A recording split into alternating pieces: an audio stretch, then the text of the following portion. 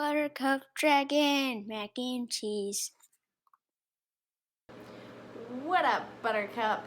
Hey guys, really quick, just inserting future K here before I go through and edit this whole freaking mess. I did royally mess up doing this screen printing, but I'm gonna leave that in here so you guys can skip ahead. I'm gonna like give you your timestamp to like skip ahead to where I'm not screwing up royally, but I left it in there because I feel like if I do, then you guys know what not to do. I do end up fixing my screw up and doing it the right way. So if you guys bear with the beginning of this, you'll see what not to do. I hope you guys enjoy. Bye. I'm gonna be doing a screen print, and this is the first time I've done screen printing, but I've done t-shirts before in the past with some other really cool methods, like just bleaching, blah, blah, blah. Not gonna get too much into the other crap that I've done before in the past, but we're going to do this. Bear with me. The first thing I got was my screen. This is from Speedball, and I just didn't feel like making one. I could have made one. I don't feel like making one, so I bought one. I also purchased Daiso emulsion, and then it came with emulsion remover. Now the emulsion's gonna come with a sensitizer as well, so it'll have this all in one packet. You will also need to get a squeegee. This is also a Speedball squeegee. You'll need ink. I purchased white ink, and I realized upon doing some research that white ink is really hard to do. And I will also be purchasing black ink, but I'm actually gonna start with the hard one. I'm gonna start with white, see where it goes. You're gonna need some gloves. What else? Oh, I'm gonna use these tiny little nails in this kit that are this big. Tiny nails. I'm gonna need 4 of those. And hopefully last but not least, you'll need stencils. But I did end up getting 2. I highly recommend getting 2 because it's going to turn your image darker. I'll just kind of show you what that looks like. You can see, let me line it up. Line it up. There, darker, and then not as dark. You see what I'm saying? It'll make the image burn darker. Just trust me, you'll want to do that. All right, step 1, protect your hands. Take my watch off.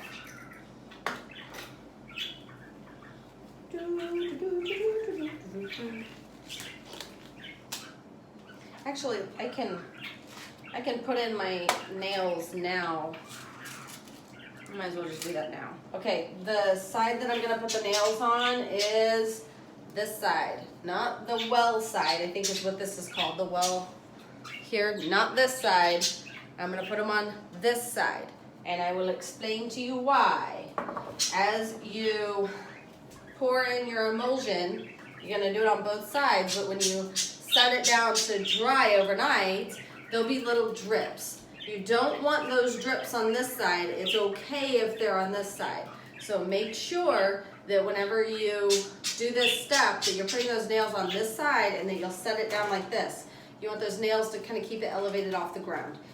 All right, let's do that. I'm gonna do this on the table so it annoys my downstairs neighbor, who's a sweetheart. You know what? It doesn't have to be right in the corner. I'm worried about it. Putting it in the corner might pop the frame apart, so let me just kind of.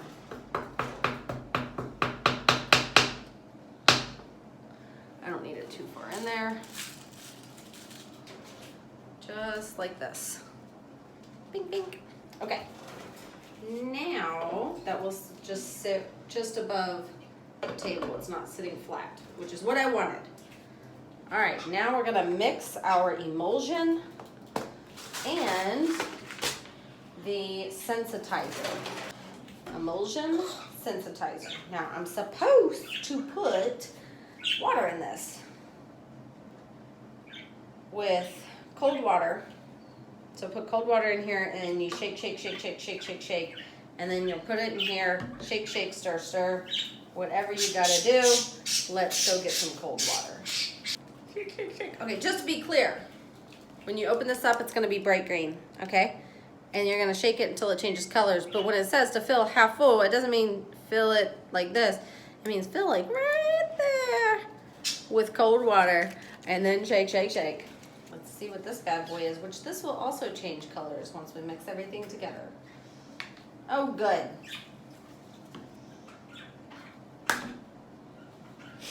This is bright blue. It smells like glue. Of course I was gonna smell it. It smells like glue. Great. I'm gonna mix this some more. Now, if you're wondering if I should be doing this in such a bright room because it's photosensitive, the answer is it's fine. I won't let it cure in this room. I'm gonna actually put it in my closet. But as far as pouring in this sensitizer, it's gonna be fine to do that. I am shutting a couple of my light sources here just because I don't wanna risk too much of that light coming in here. It's a very bright room. And I also went ahead and put some packing paper underneath this as well. All right, we're gonna go with that's good enough because my arm hurts. Pour it in. And now let's stir. Is it good and mixed? Looks good to me. I'm gonna pour some of this on the top, spread it out. I'm not gonna pour a whole lot because I don't know how much it needs. And get my squidgy ready. All right.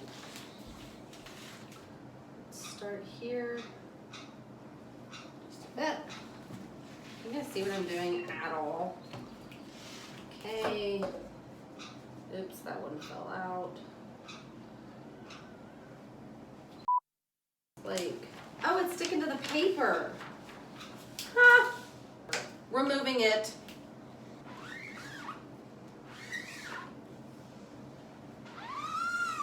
This is a goddamn nightmare. Okay. I think that's good. I'm gonna flip it.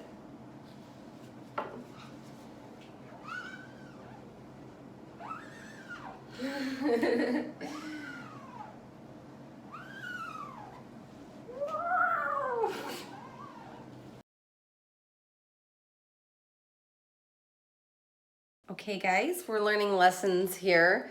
So I went to go scrub everything off, and there's definitely some spots where the emulsion was just too thick. Now on the box of emulsion it says that if you intend to use more than 300 prints to do 2 coatings on the back, and I did. I shouldn't have done that. I had probably already used too much emulsion to begin with, and there was no need for me to put another coat onto the back of that.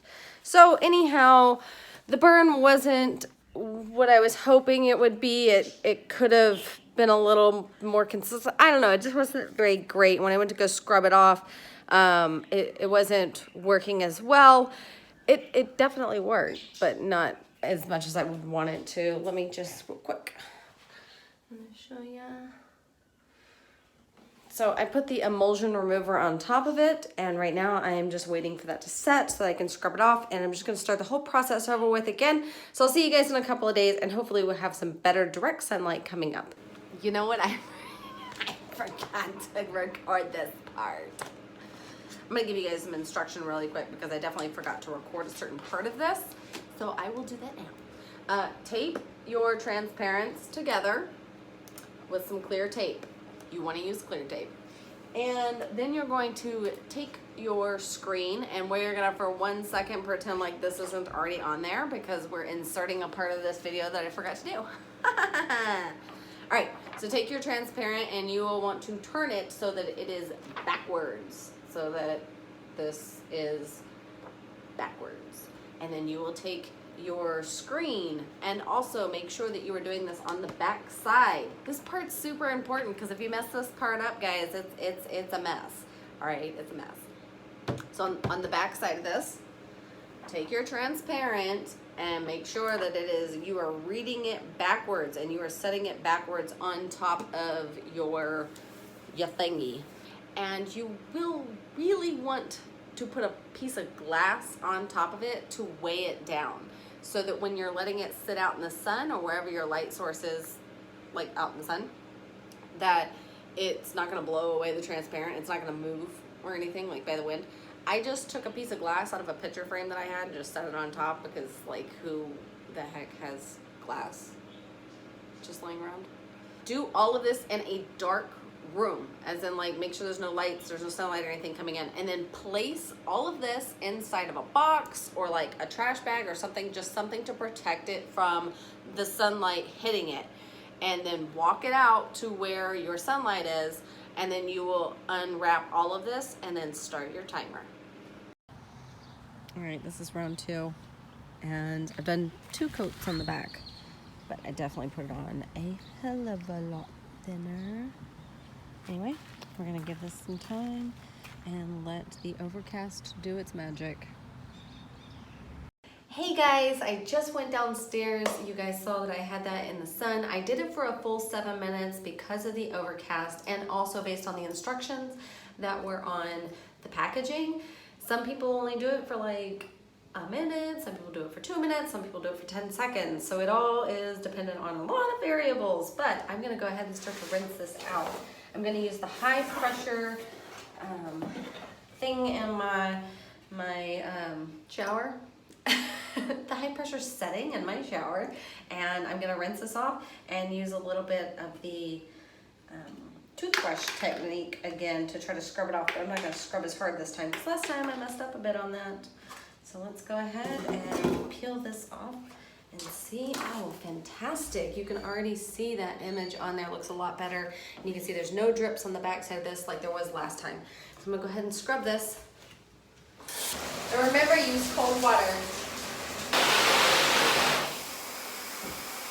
right, let's grab a scrubby. It just smells like glue.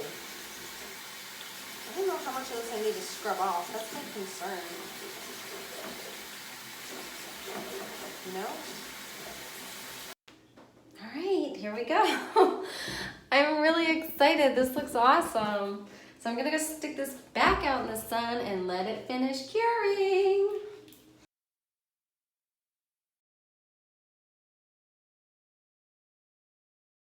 Got paper hull up underneath there. Now, while I can line this up, I don't really want to. I want to make it crooked in a weird spot.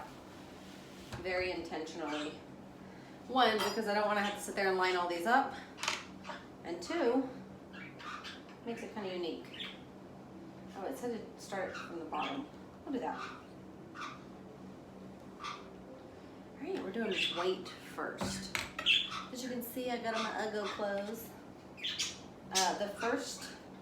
The first one is to spread it, and the other one's to press it. So that's what it said on the thing.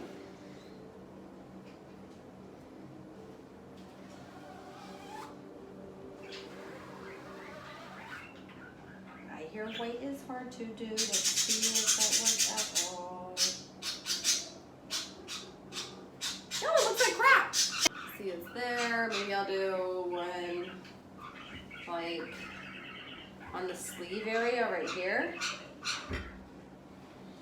Yeah, I'll do that. Make it weird. And the first one is the initial drag. Then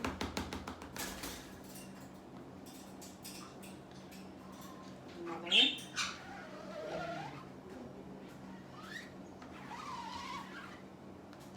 See if that worked. Yeah, that's way better. Ah! Starbucks, that is ridiculous. Right? That wasn't the best tactic there.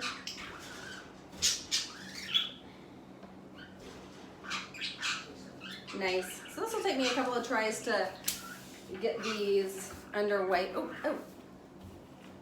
now I can't touch it. I made a mess! So we're gonna try it again on a different one. This shirt's weird. The shape is weird. Oh well, who cares?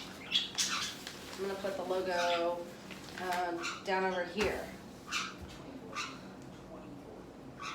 Like this. Put some more ink on this. So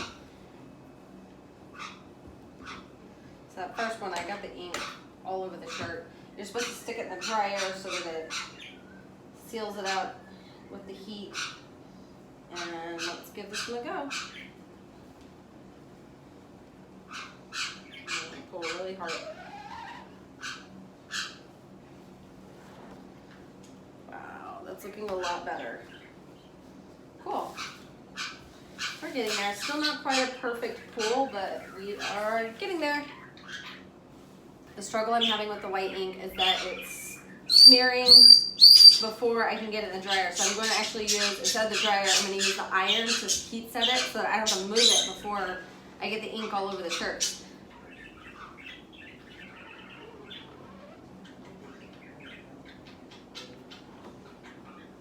We're getting there. Still a little bit of smudging right there, but whatever. That's the ticket. Okay, some tips really quick. You can see from my video, my technique for doing that was like absolutely crap. I was just like holding it down and like swiping in weird directions. So I want to point out a couple of things that is going to make this a lot easier on you guys. And then we're going to get into me showing you some of the final products. I've done about 80 of these shirts now and they turned out pretty great. Okay, first tip I'm going to give you, find a couple of crappy shirts that you really don't care about and practice on those first. That's going to make sure that you've got your pressure and angle and all that stuff down before you start putting it on shirts that you care about. This second tip I'm going to give you really quick has to do with the screen. So whenever you squeegee across right here in the well, on the other side, on occasion, you can accidentally push some of the ink past the line on this side. And if you see that happening, immediately stop what you're doing before you do any other shirts and go wash the whole thing off front and back, dry it off really, really well, give it a minute, and then start over. The reason why is because if that ink starts to push outside the lines on the back side, when you go to lay it down on top of the next shirt, that will push down on top of the shirt and it'll start to get really globby. So be sure that you have the back side of it nice and clean while you're doing this. And you can just, every time you do it, kind of flip it over and make sure that none of the ink is being pushed to the outside. I will say that the white is substantially more difficult to do than the black. The black, for whatever reason, just like looks a lot more crisp after you do it. The white's really cool to like stand out and pop, but the black definitely looks more crisp and it is way easier to work with than this white. As far as setting the shirt is concerned, you guys saw me struggling with that. I was getting the ink all over myself. It was a disaster, but I did figure out you don't really have to go like immediately throw it in the dryer. You definitely don't have to iron it. That was excessive. But what I figured I could do is just go through, put the print on all of the shirts and just let them sit there for about an hour and the ink will just kind of dry on its own. Once it's dry to the touch where you can put your hand on the ink and it won't transfer into your hand, go ahead and throw them all in the dryer on high heat for about 5 to 10 minutes and that'll really set the ink. If you take it and throw it in the dryer immediately, you're gonna end up getting that ink all over everything because it's tumbling and it's just touching the rest of the shirt. So just give it a minute. You don't have to do anything to it. Just give it a minute to kind of set on its own. All right, and now for the fun part, the big reveal. I'm gonna show you guys some of these shirts. First, I'm gonna show you what happens when you just throw it in the dryer. Now I'm gonna say this turned out pretty freaking cool, but when you just kind of toss it in the dryer, this is what happens. It gets everywhere. So I went ahead and like intentionally did this to this vest. Here's what we're looking at when it comes to just the white ink. Pretty good. And this is what it looks like with the black ink. Here's another one with just black. So pretty cool. Worked out pretty well. Like I said, I did about 80 of these shirts.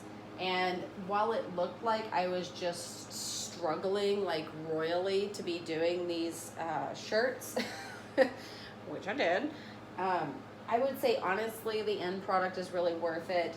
It was a challenge. I was being patient with myself, you know, while I'm like struggling to get all of this to come together.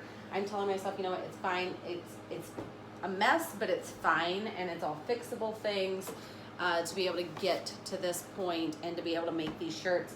I'm at a point right now where I can make each of these shirts for less than $1 each, which is really great because now we can be doing these shirts by donation only and like still be making a profit. So that's really great compared to having to purchase the t-shirts pre-made by like a big company for like 18 bucks each, and I did all of this for under $100. I was able to do all of this and have almost 100 shirts done. So that's pretty good, guys. Anyhow, that's it. That's my mess. I hope you guys learned something, and yes, I understand that this entire video has been like choppy, difficult to follow, but making this entire thing was like choppy and difficult to follow. So hopefully this like troubleshoot anything for you guys, and thanks for watching. Bye.